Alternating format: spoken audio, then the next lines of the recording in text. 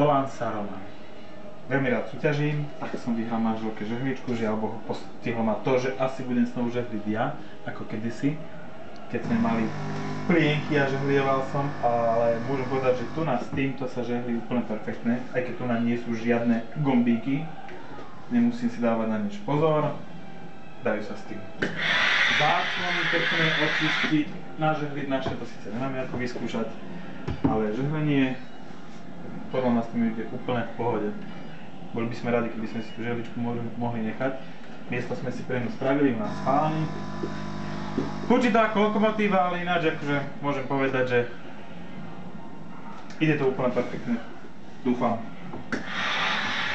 Nedá sa s tým nič spáliť, výhoda perfektná, takže aj bez problémov čínske veci lacné, viac sa vám nepripečú a zvládnu to aj také ohreblá, ako som ja.